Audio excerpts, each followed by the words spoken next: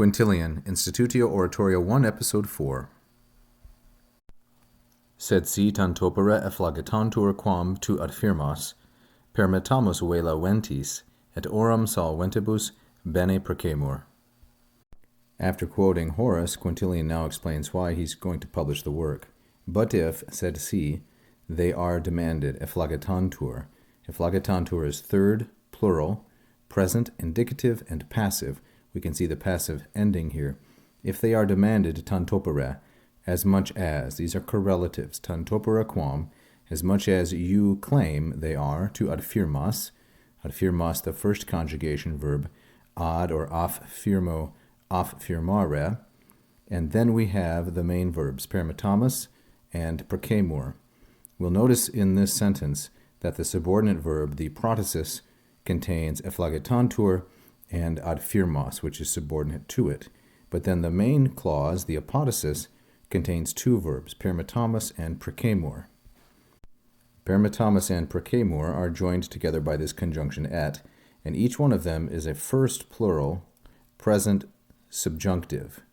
The one is an active, permittamus, and the other precemur is passive because it's deponent.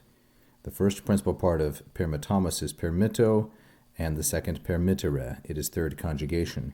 Precemur, on the other hand, is from precor, precari, which is first conjugation, and as I've said, deponent, precor, precari.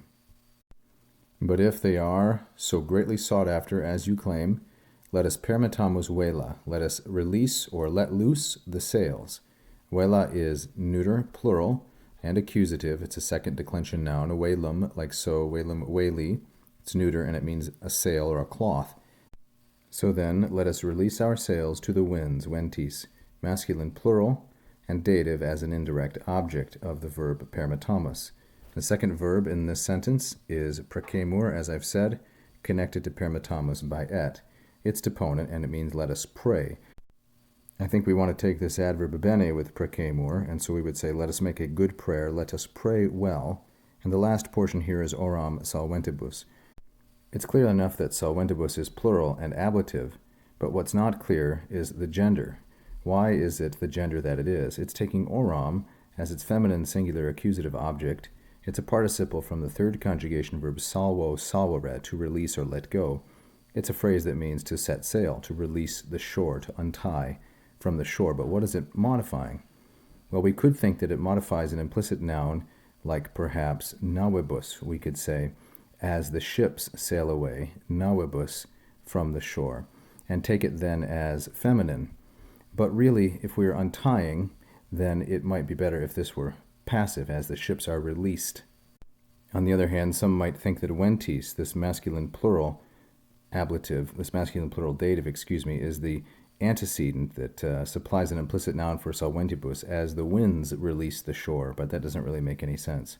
A third option would be efflagetantur, the subject of that, which is libri, his books, as his books say goodbye to or untie, slip away from, we might say, the shore. None of these are especially persuasive. The translations take it as though solventibus is the subject, while we say goodbye to the shore, but in the ablative case, this is not persuasive. Perhaps a clever reader has a better suggestion.